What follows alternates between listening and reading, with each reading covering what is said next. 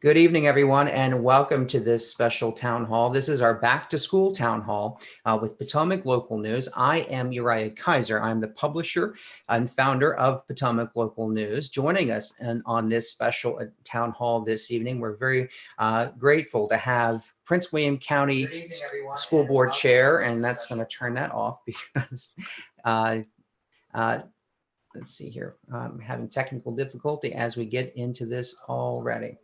Okay. Again, joining us on this town hall, we're very grateful to have Prince William County School Board Chair, Dr. Robert Latif, Manassas City School Board Chairman, Sanford Williams, Prince William County Moms publisher, Christina Kotlis, and Stafford Education Association Chair, Christian Peabody, and Gianna Jirac, our very own Gianna Jirac, who is our education reporter here at Potomac Local. Thank you all very much for joining us. Thumbs up if you can hear me. Things sounding good?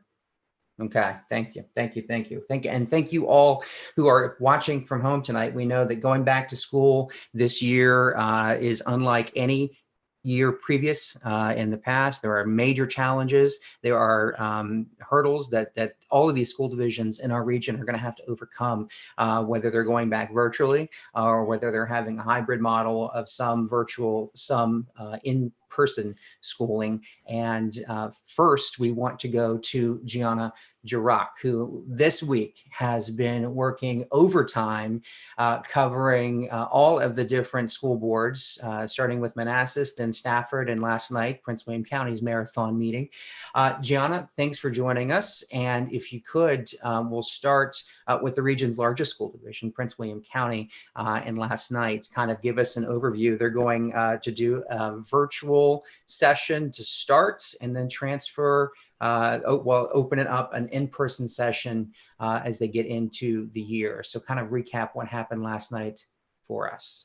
Yeah, so last night, Prince William County Schools, give or take, held a 6-hour marathon meeting where they rejected Superintendent Dr. Stephen Waltz's initial proposal for a 50% both in-person and virtual hybrid model in a 4-4 tie, and then later approved beginning the start of the school year completely virtually, which would begin on September 8th and end October 30th, with the goal of transitioning into a 50% hybrid of both in-person and virtual instruction.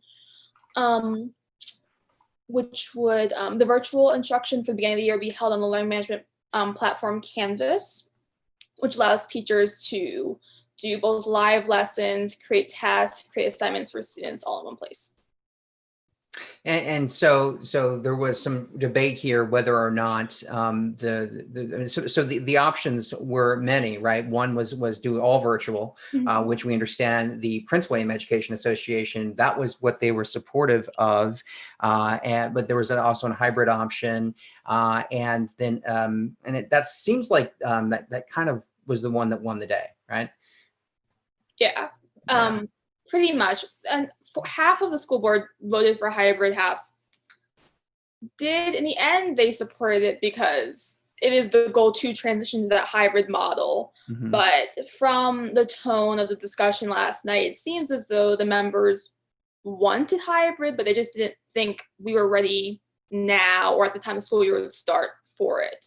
And we'll get into that discussion, and we'll ask Dr. Latif about how that lengthy discussion went last night. Stafford County is also doing a hybrid model as well. You reported on that. Now, can you tell us, it looks like in Stafford County, they're starting off with hybrid. So it looks like they're going to go back to school the end of August. I think it's August 29th, if the date is correct. 31st. 31st, thank you. And it looks like, depending upon what group you're in, there's an AB group, and some groups will go for some days during the week and they'll have at-home learning other days. So kind of tune us in to what Stafford's doing. So basically, Stafford County will be conducting both in-person and virtual learning this fall, which is what their superintendent, Scott Kisner's plan. But they definitely signaled that they are open to changing and amending their plan at the next school board meeting on July 21st, mainly due to the fact they have not had any public comment on this issue. The new learning plan additionally changed the start and end time for Stafford County students. Elementary school students will now start at 7:30 a.m. and high school students will now start sometime between 10:30 to 11 a.m. With in-person, their schedules will be staggered a bit. So specifically for elementary school students, they'll be split into Group A and Group B. I'm assuming mainly because they are the most vulnerable group as the youngest students in the class. And then the school division has also ordered additional Chromebooks, which would allow all students to have a device within the county, reducing the possibility of inequity within the hybrid plan. When you talk about inequity, can you be more specific? I mean, are we talking about students who don't have internet at home, students that may have parents that can't be there, or that because they have to work? What specifically? Can you put a finer point on that?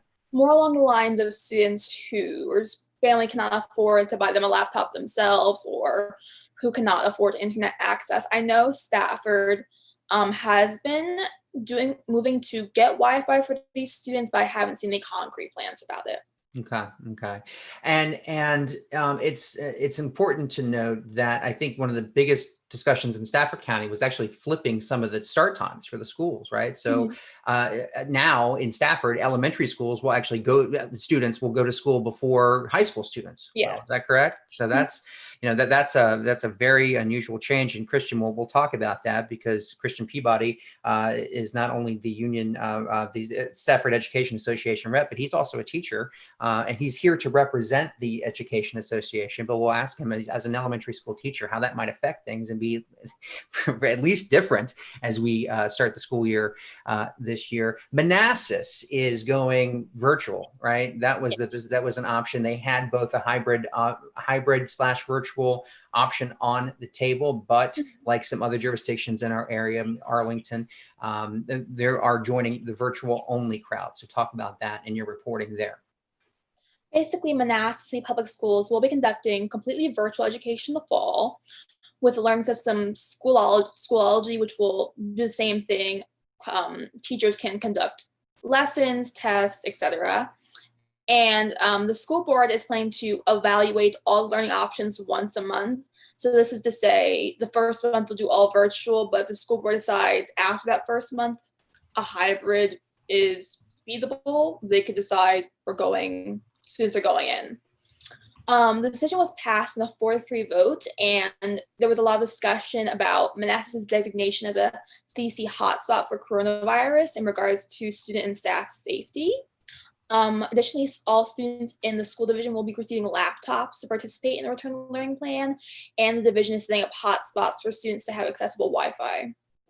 So, and that cannot be ignored, the fact that Manassas is a coronavirus hotspot. The CDC has identified it as such, and they went as far as I believe, doing some door-to-door canvassing of the neighborhood, asking about if you've been infected and who you've been with. They wanted to identify why the city was such a coronavirus hotspot, and we will get in and ask Mr. Williams about the decision and how that sort of weighed on their decision to go all virtual. Gianna, before we open it up to questions from both the audience and our questions for our panel, you have been covering meetings for us for the better part of the year. You came on with us here at Potomac Local as soon as the pandemic hit. You came on, you were going to cover restaurants and the restaurants then closed right as soon as you came on. And so, but you've been doing phenomenal work, and I can't say thank you enough for the work you've put in over these past few months.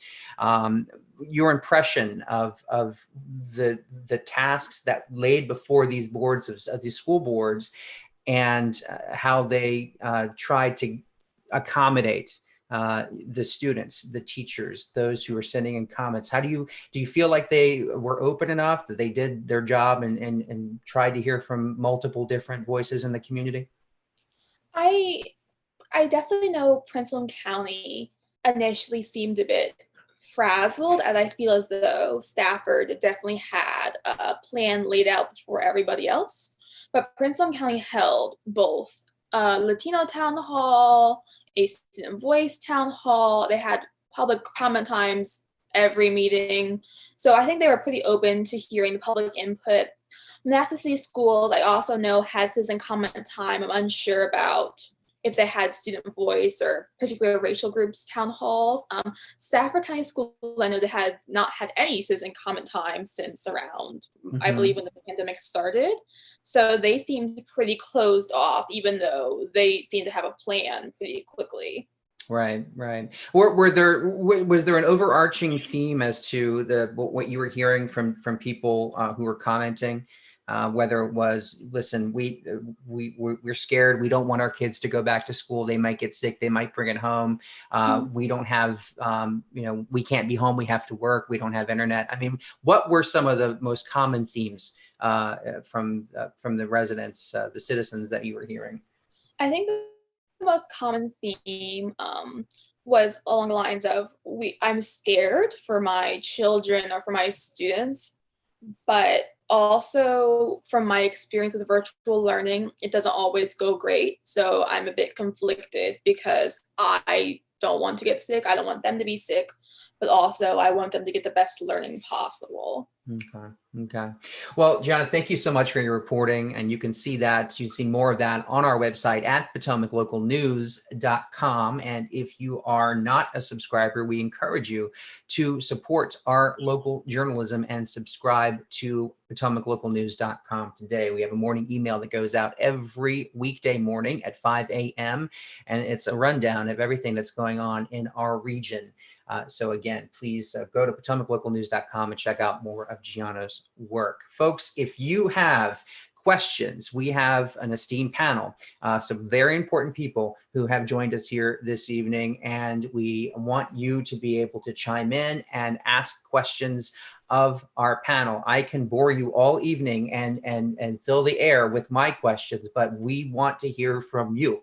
So please, in the chat here on YouTube, please type your question, and we will see it, and we may ask it of our panelists. So, Dr. Lateef, I want to start with you. You have 92,000 students in your school division. And at the start of this pandemic, we were writing about the purchase of 15,000 laptops for your high school students. So this is not something new, this virtual learning.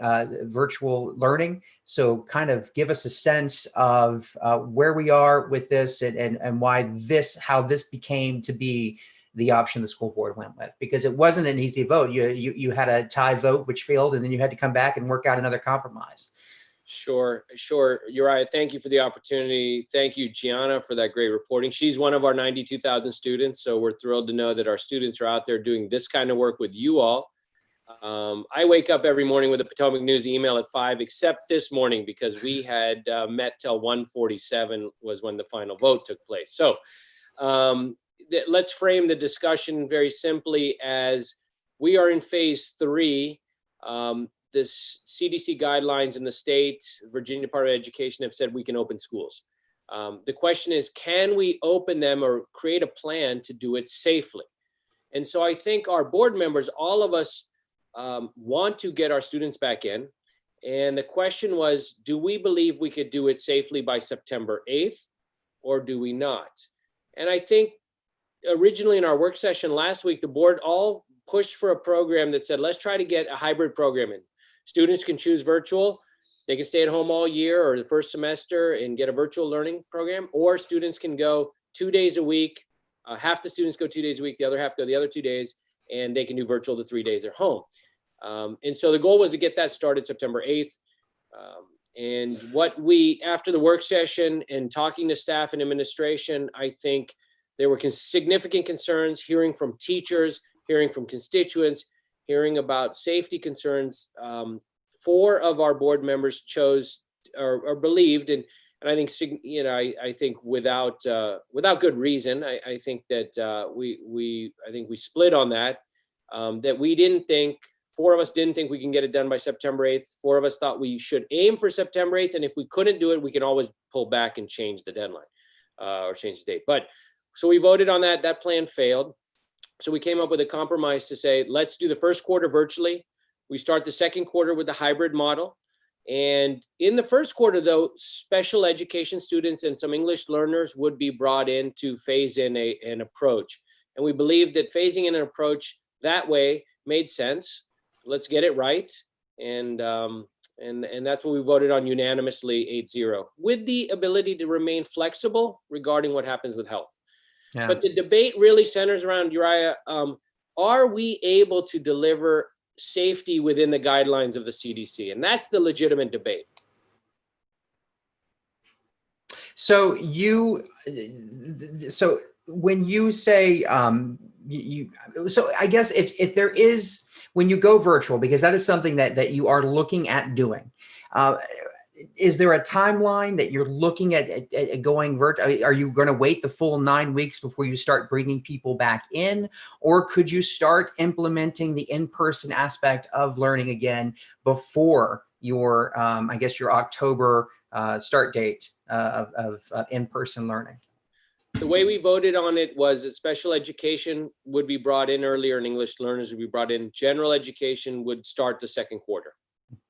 Mr. Williams, I want to go to you because you guys are going all virtual. It looks like you, and correct me if I'm wrong, but this is going to be throughout the first semester, and then you may reevaluate First quarter. First quarter. Okay. So when will you then you will reevaluate later in the fall, early winter? Yeah. First, I want to say, Gianna, I'm proud of you. You did an awesome job. Thank you for your feedback, and at your age especially, I mean, you really distilled it in a great way. So good job. But to answer your question, thank you for having me, Uriah. I appreciate it. So what we decided was that we were going to go back 100% virtual, and every month we will look at whether we're going to change the plan or not. So for example, the first meeting of every month, we'll look and see the progress we've made. We'll look at the CDC requirements. We'll look at the status of coronavirus or COVID in Manassas, and evaluate lots of different factors to see, will we maintain the virtual or will we be able to go back to a hybrid model? And there was a lot of talk about, there was a lot of really, back when we think about back in the spring, there was, depending upon who you talk to, students were going 100% virtual and they were doing their assignments and it was like nothing had changed. And then you talk to some students and they weren't doing it all because, well, doesn't really count. It's not being graded. And so one of the questions that we have in from our chat is what changes do you think, if any, will be implemented to virtual learning when you looked at how things worked in the spring? What do you plan to change for the fall? Well, I can say, first of all, I'm very fortunate that in my family, I have 2 pediatricians, my son in New York City and my wife here in Manassas, and also a nurse, my sister-in-law, who's in Long Island. So they give me tons of feedback. My wife especially deals with a lot of our patients who go to school in Stafford, Fauquier County, Prince William, and Manassas. One thing I was able to glean from having those contacts is that I learned there's a panoply of results. Some folks did great, and some folks, like you alluded to, just did not, study like they should have. One thing that we've changed in Manassas is, first of all, the school day is longer, so there are more hours allotted to instruction. Secondly, I think one thing that we all will benefit from, we've learned from some of the things that did not work. It's not going to be perfect, but I think that we've learned what works and what doesn't work, and we're going to work with our great teachers, great staff, and work with our parents, hopefully, to make this a better learning experience. When you say what works and what doesn't work, can you put a finer point on that? I mean, because not everyone is a virtual learner. I mean, it's been proven that some people need that one-on-one instruction. They need to be around other people. Right. So what works, what didn't work? Well, some things that work, it depends on the learner. Some things that worked were having regular times where, let's say if you have a 5th grade class where you met at 10 o'clock every day. Some things that also worked were, and I know a couple of teachers who did this, they had times which weren't necessarily allotted for instruction, but kind of social time where kids could just get online and chat with their teachers. So those kind of things worked. So I think it varies by grade level, by teacher, but the things that did work, I think mostly are things where they kind of incorporated things outside the traditional learning environment. So there was at least some kind of connection that could be established through, whether it's talking about, what you do today or, what you have for dinner, some things outside of their typical instruction to establish connections and bonds that you can't really establish in person anymore, that you need to establish virtually. So we broached the laptop question, and I said I alluded to earlier. Said we were reporting on the Prince William County's purchase of 15,000 laptops for the high school student. Stafford County has actually bought 9,000 Chromebooks, and we don't know when those Chromebooks are going to come in. But again, this is the school division's move to purchase devices for the 1-to-1 student ratio, one device per student. Now, no, I don't think anyone's there yet. But these are major commitments to providing these devices. Can you talk about Manassas? Is the city looking to do something similar? So we are basically fortunate. Even before COVID happened, we were pretty much a 1-to-1 device to student ratio. We are purchasing some more Chromebooks and some more hotspots to ensure that every student who doesn't have one has one, which will definitely enable folks to get on and learn like they should. There's still a problem of inequity, and we are very concerned about equity because let's say you have 3 children at home. If you have one laptop, that's not equitable because all the kids can't use a computer at the same time. Or if you have 3 computers, but both parents are working, you can't all use the same computer. So we're trying to, wherever we can, address those inequities so at least all students have access to online learning and they have a device to proceed with it. And we have a question about the laptops for Prince William County. Dr. Lateef, can you tell us how those laptops, those 15,000 laptops, are being paid for? That's a viewer question. Sure.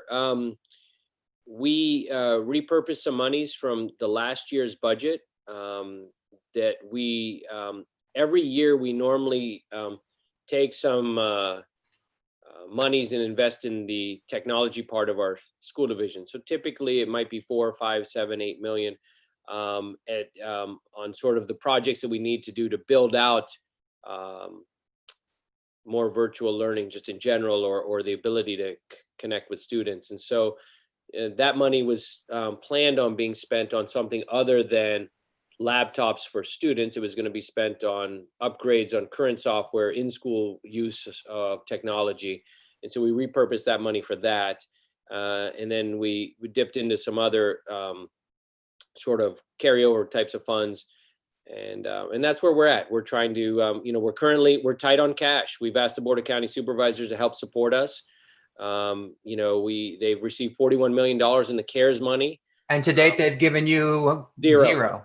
Yes, right? sir. $0. What do you make of that? I think, I've said this before, and this is in general for all elected leaders who choose to run on education and say that they care about education. If you don't care and spend on education when there's a pandemic, what would it take to get one to spend the money on in education? And I think that the teachers voiced it last night. The students voiced it. We have done everything we can to sort of let them know what our needs are. I think that the county executive has a responsibility. Chris Martino, I think he has a real responsibility to deliver on the revenues and the sharing of revenues with the school division. And whether that's, federal dollars coming because it's a stimulus package or state dollars, we have to look at that. And we've asked them, and I think the county executive has failed in delivering on money for the schools.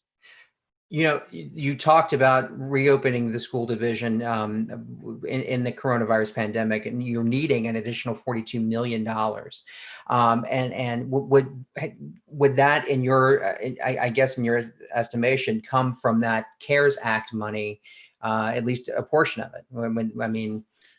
Sure. Where do you anticipate getting that money? Sure. So we've asked for any money we can get, any help from the County Board of Supervisors, 5 million, 10 million, 1 million, 10, 7, 8, whatever we could get from them. And we're going to have to look, Uriah, everything's on the table. This is a pandemic. We're going to have some savings from not having school fully open live this first quarter. We had some savings from the end of last year. We have carryover monies. We have reserve cash. We have $17 million that we did not use on cash projects for construction this year that we've held back.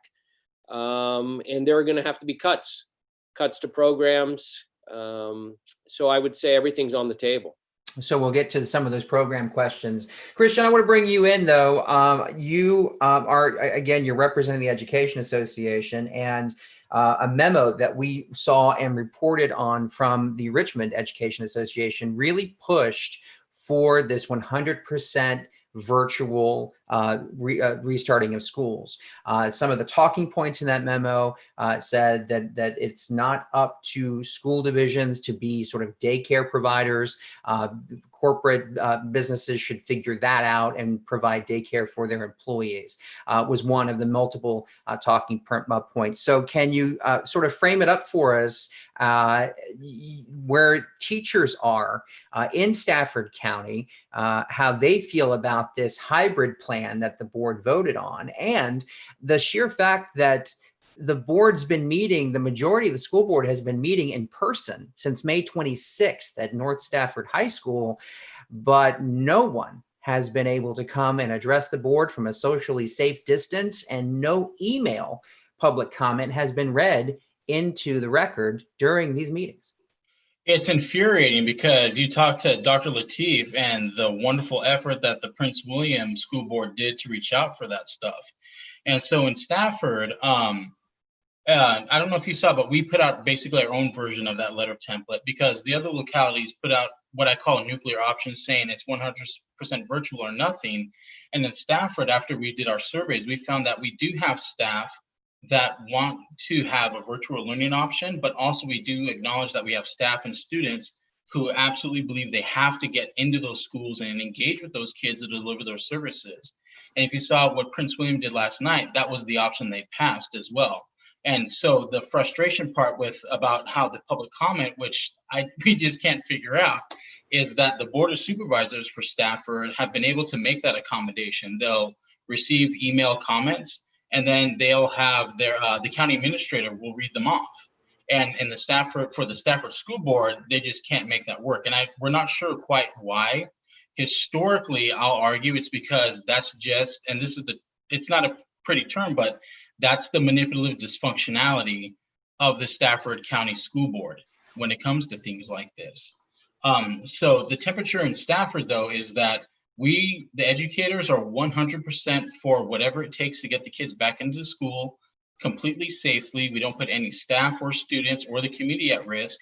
Let's give educators the maximum option to do a homebound 100% learning option until it's safe.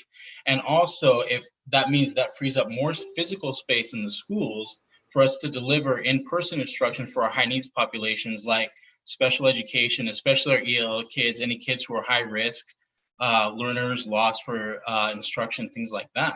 So I will say that we did hear back from Stafford County Public Schools today, because we sent them a list of questions pertaining to the fact that they have not been entertaining public comment in person and have not been reading email public comment into the record. The county school division tells us that the elected members of the school board have been receiving public comments through email. They said that have been working. They have been reviewing those, and they have used those to craft the plan that they ultimately passed, and that they do plan to reinstate in-person public comments, quote unquote. The date will be announced in the near future. So we still don't know yet. Does this, as a teacher in Stafford County, so much, and having an in-person component to this, if this level of transparency, if something were to go wrong, if people were to get sick at a school site, does this give you pause, knowing that we've seen a lack of public input on this process? How does that make you feel going forward on something that could happen, such as a COVID outbreak at a school? It does. It gives us a tremendous lack of pause, because even though they have opened up, and the school board will acknowledge, we've received comments from the community and our constituencies. The one group that Stafford School Board continually leaves out is input from the employees. We just had a code of conduct passed. They didn't ask a single employee on it. And now with the school plan they're passing, and with the safety measures within it, they didn't ask a single employee about that. The Stafford Education Association is the ones actually gathering that data. So when it comes to a situation of, we may potentially be putting staff into a situation, no matter what it is, and they to date have not had any input, is incredibly frustrating because the school board is telling staff, you're going to do this and we haven't asked you, and that's it. So I want to just let everyone know that we did invite Chairwoman Holly Hazard of the Stafford County School Board on to this program here, and we did not get a response back from that. So we wanted to let our viewers know that an elected Stafford School Board member was invited to be on with us this evening. I want to bring in Christina Kotlis to this conversation because, Christina, you talk with a lot of moms. You're a mom yourself, but you talk with a lot of moms and you talk with a lot of parents, right? That are facing work. Many of them are facing working from home and schooling from home. And they've been doing this now since March. Can you talk about some of the ways parents have changed their routine to accommodate virtual learning, and how's it working? You know, Uriah, that's a great question. And I think it varies by family. We have a very diverse county. We have a lot of people that are two-parent working families. We have a lot of single-parent families. We have a lot of people that it's a very transient area. And so they don't have a support system. They may not have family or friends or a church. They might have just moved into the area right before COVID started and not know anyone. And right now, this is such a hot topic. You know, today we were posting some suggestions for things people could try, and people's instant reaction was to be angry about why it wouldn't work for them personally, instead of saying, okay, well, I could see that working for someone, but how could I adapt that for myself? And unfortunately, we're at a point where people are going to have to make some really unfortunate choices, because this is what it is, right? Nobody likes it, and nobody was going to like it. I feel a lot for the people that are on the boards. I feel a lot for the teachers, because no matter what they picked, someone wasn't going to like it. I've seen parents that said from day one they were not going to do online school with their children. They weren't even going to try. I've seen parents from day one that were like, this online learning is not working for my kids, so I'm going to pivot. I'm going to try homeschooling. I've seen parents that from day one have fought through the online learning and made it work for their children, whether that meant, you know, taking turns working or asking their boss if they could have some flex hours so they could work with their child. But I know that everyone's frustrated. I know that tensions are high. I know everyone is just trying to do the best they can for their families. And I know our elected officials are just doing the best they can too. For parents here, what's the breaking point? I mean, at some point, if we remain in phase 3 and, you know, the curve hopefully does not go back up, and as the economy continues to reopen, what's the breaking point here? If more parents have to go back to work and they can't be there to supervise their kids, whether it's school, I mean, how does the situation change? I think the frustrating thing for parents is that now they're being forced to look into things, especially if they're essential workers, right? Because essential workers haven't gotten to stop. And so we've got daycare centers saying they're going to start opening K-5 supervised learning rooms where they're basically going to supervise online education. And parents are saying, okay, but if that's allowed, why can't my kid just be in a classroom? If they're going to have to go to daycare, that just means I'm paying for daycare.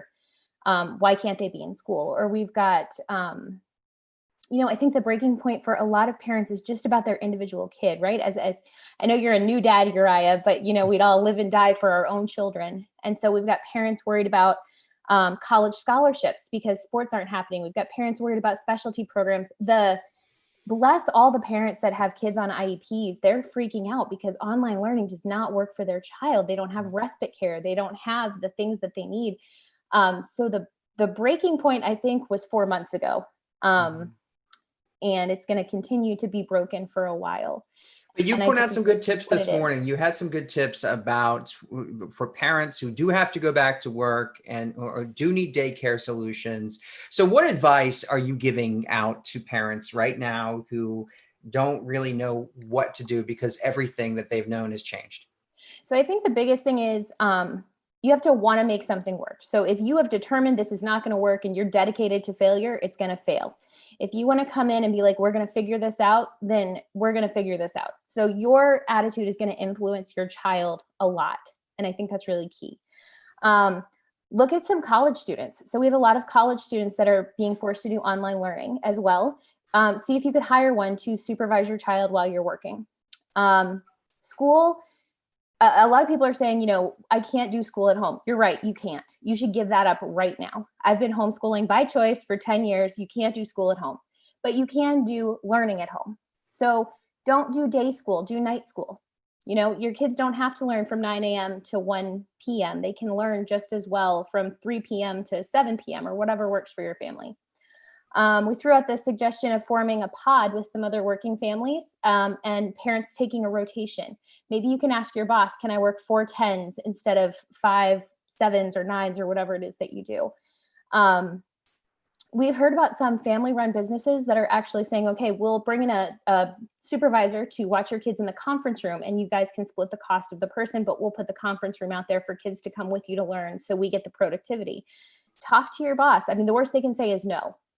Hire a homeschooler. There's a bunch of us that have been homeschooling for a long time and can take in one more kid. They're telling us the numbers now that are safe to be around. That should be fine to add one more kid to a family. There are a lot of private schools that are going to be open. I know that depends on money and not everyone has it. You know, and a lot of people left other ideas as well. But the thing is, we're all going to have to get creative. Nobody wants to do this, but we're ultimately going to have to. So we appreciate those tips. And of course, you can find more on Christina's website, Prince William County Moms. It's pwcmoms.com. You know, we've been talking about parents who have to work, but I want to kind of pivot a bit and talk about some school employees that cannot work, right? And we have got bus drivers, we have got cafeteria workers, we've got support staff that they're not educators, but they are school employees. And Dr. Lateef, I'm going to bring you in on this. The teachers have their concerns. They don't want to be in possible harmful situations, especially those with comorbidities. They don't want to bring home the coronavirus. We get that. No one does. But how do you deal with these other facets of your school division who simply are out of a job? I call Sanford Williams.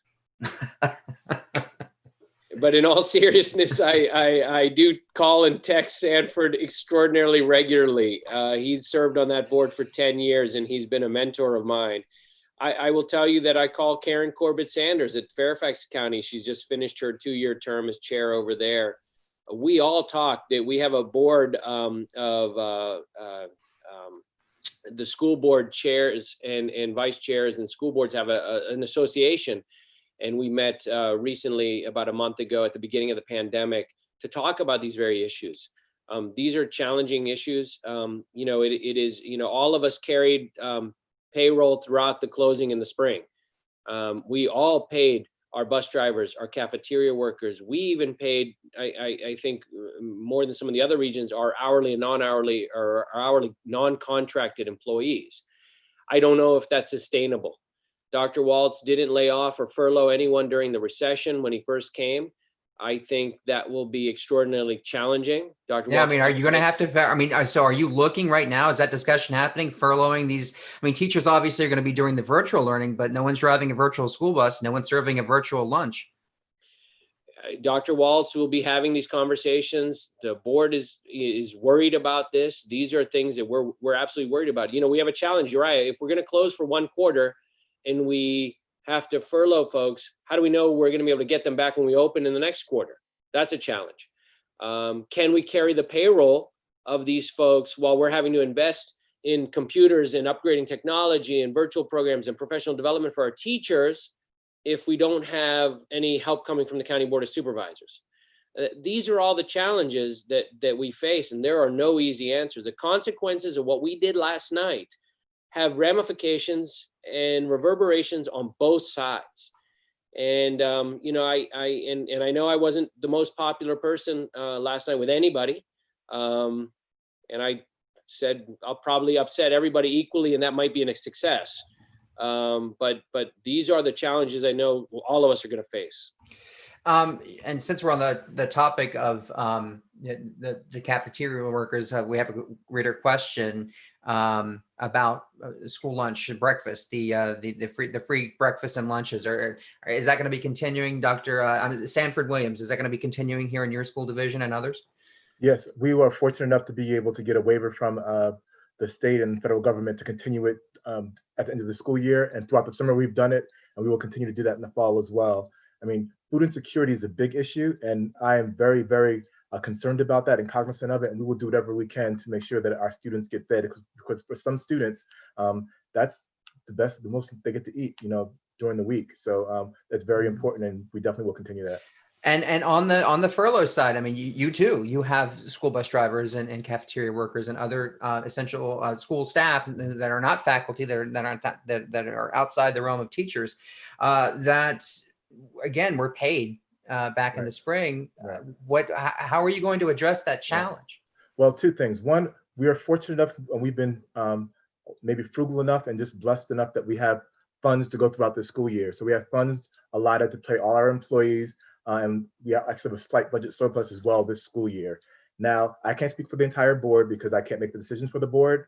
But personally, being the son of a teacher and having taught for a couple of years myself, and knowing what it's like to be a school bus driver and an IA and working on salaries, I'm very, very, very cognizant of the fact that they need that money to feed their children. So even if they're not working in our classrooms in our schools or driving our buses, they need to eat. So me personally, not the Manassas board, this is me personally talking, I'm inclined to do whatever I can in my power to make sure that as long as we can pay them, we pay them, because it's not their fault that they can't work. Now, others may not feel that way. We haven't talked about furloughs at all, and if we have to address that at some point, we will, but we have not discussed that at any point.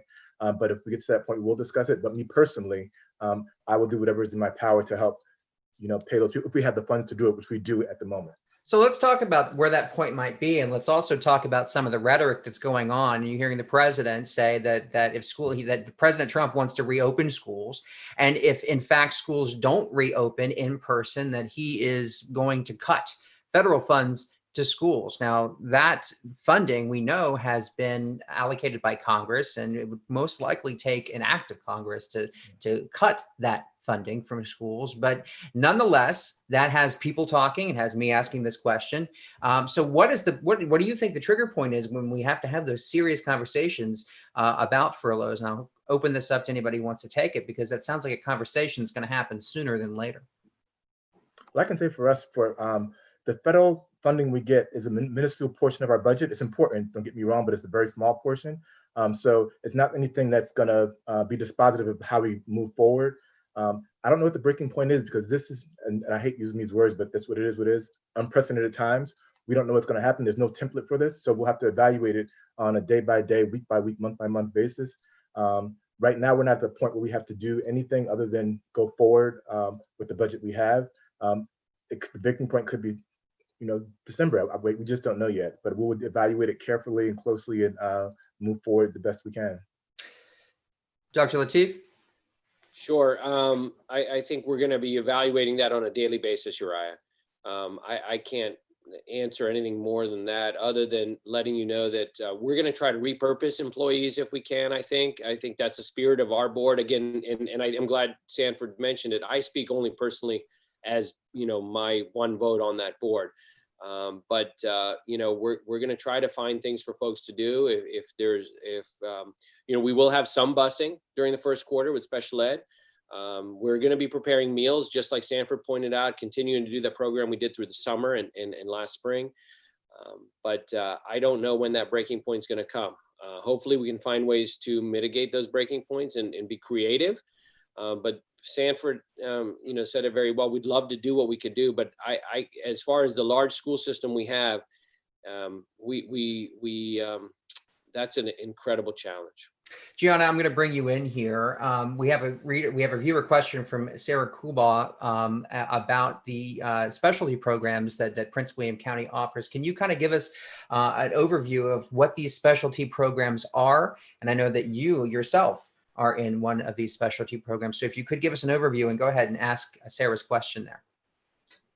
Well, basically, the specialty programs in Prince William County schools range from auto tech and the Center for International Languages and Studies, which I am in at Hilton, to cosmetology, IT, biotech, and culinary and more across every Prince County school. So if a student, say, is zoned for Garfield High School and doesn't want to go to that high school, they can apply for, say, Colgan's Performing Arts School. And if they get in, they can go to that school instead of their base school.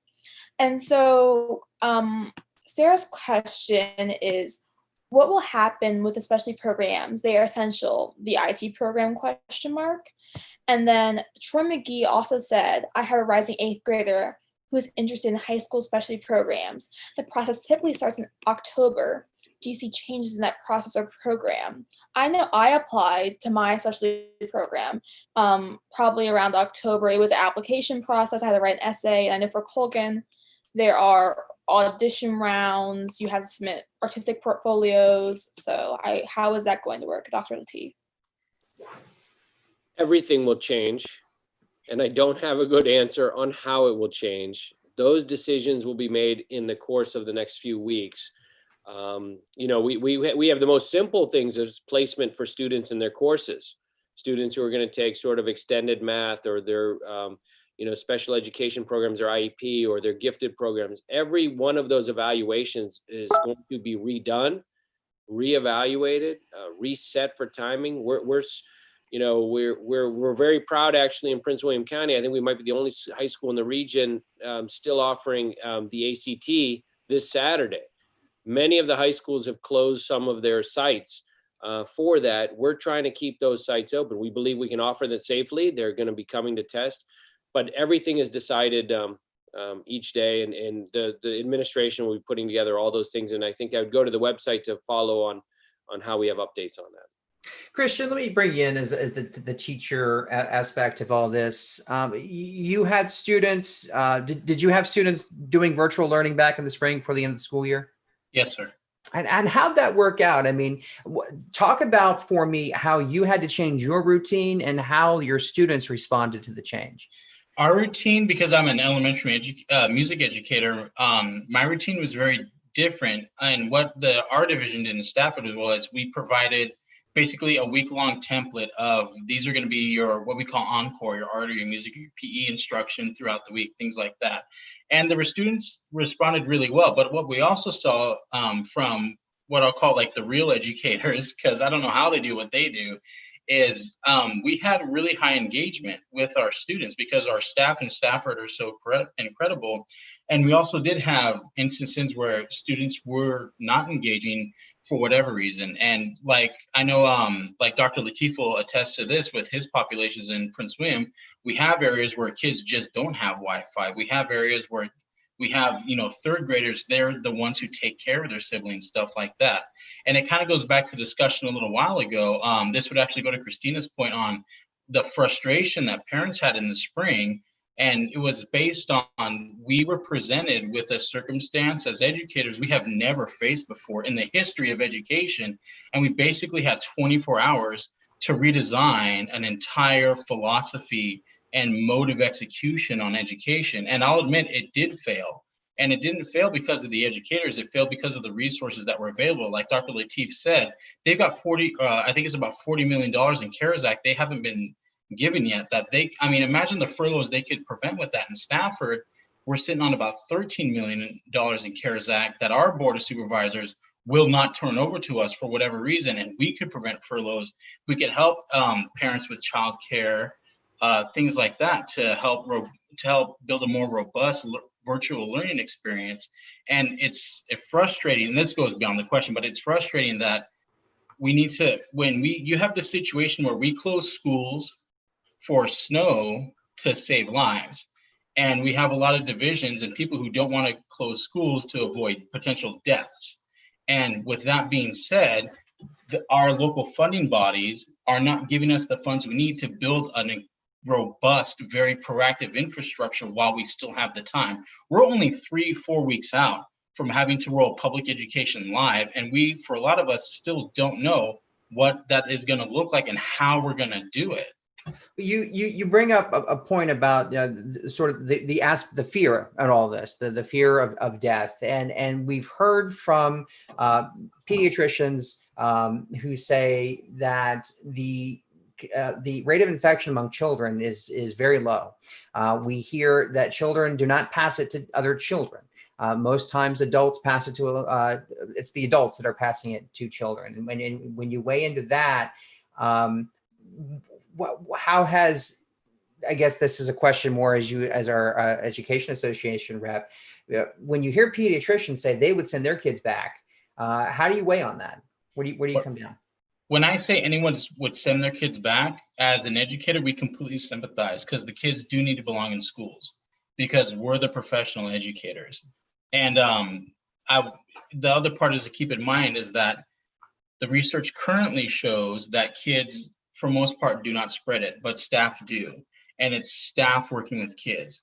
When we open schools, staff will die from COVID-19. If they don't die from it, the science also shows, which is something people don't talk about, we're seeing that there are lifelong, horrifically crippling effects of this disease that we've never seen before. And also, the real point to it, though, too, is that when they say, I'm willing to send my kids in, one child's death, if it's avoidable, needs to be avoided, because we do have children. You just saw South Carolina, what was it, like 2 days ago, they had the first pediatric death. China came out with the first retrospective pediatric survey, where kids in China, they finally followed up with them from the inception of the infection, and those kids are still in hospitals, and those are elementary age kids. So, and we get it too, that those parents need to get on with their lives and do what they need to do. But it's also not our responsibility as educators. It's not Dr. Latif's responsibility as a school board member to put us in those circumstances. The governor should have called us a long time ago. But the funding that could have been available this whole time to make sure we have the maximum resources available for all children and all staff, and frankly, all parents, especially with childcare, to make sure we could triage this situation until a solution's arrived at, that should have been the discussion. I want to bring you back into Assembly this is sitting memo on here $500 that we have billion from the Stafford Education Association. We have a memo from the, not from the Stafford Education, but again, that Richmond Education Association. And one of the talking points on this memo was, why have we allowed for an income gap that is so severe and distribution of resources that are so inequitable that we cannot provide online learning to all of our students? So that was a talking point. Do you see that as an admission that schools in Virginia simply cannot deliver virtual education to everyone? We can't deliver it everywhere, and it's not just students. We have a lot of staff who cannot deliver. I mean, Stafford is one of the richest counties in the nation, and we have blackout spots for Wi-Fi where they can't even get internet access to deliver.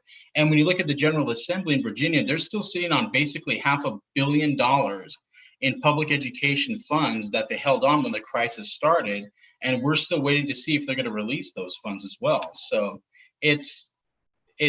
so some students are going to fall in the gaps.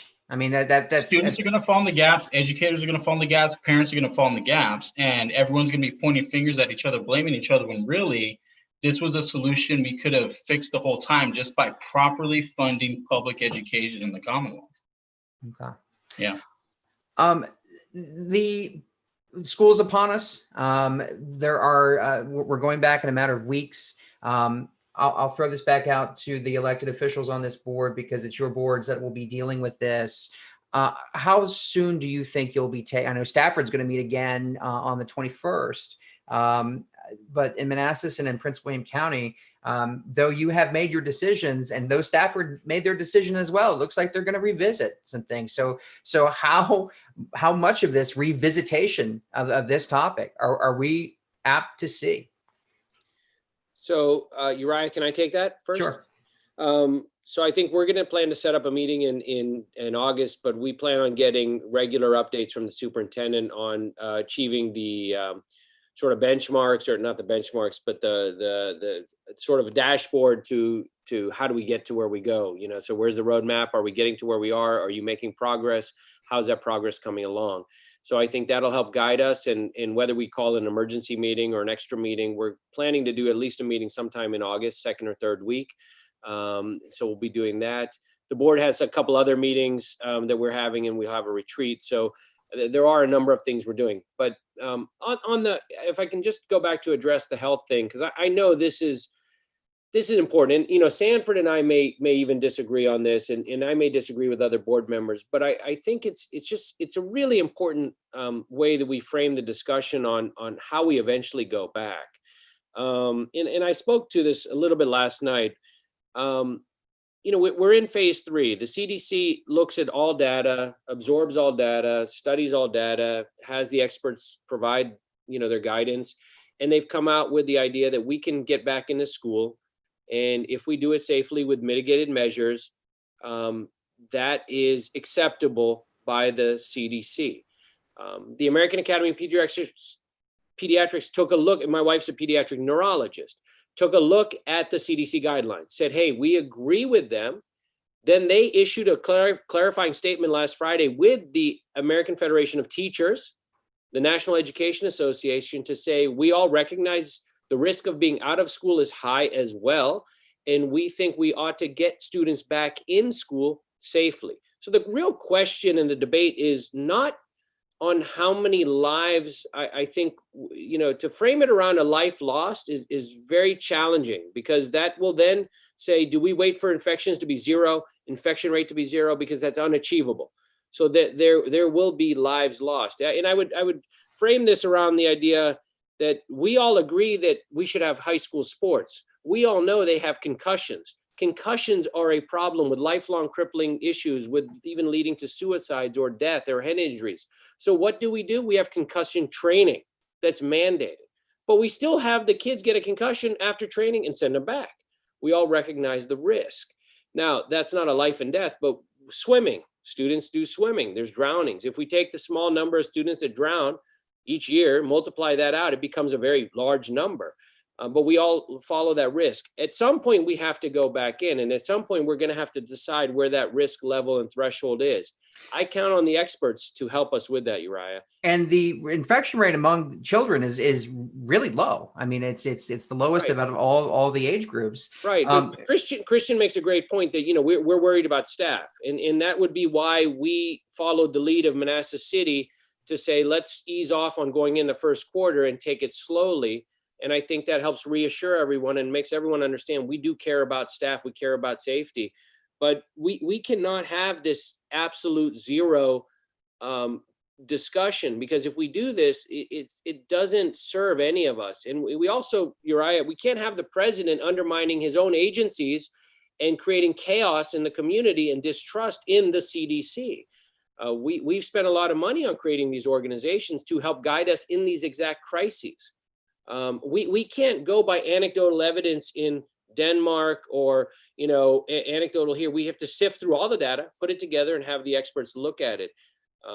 Christian, Can I jump in for a second, real quick? Go ahead. Mentioned, my son's a pediatrician in New York City, and he's a resident in Columbia Hospital. He was on the leading edge of seeing what happened with COVID.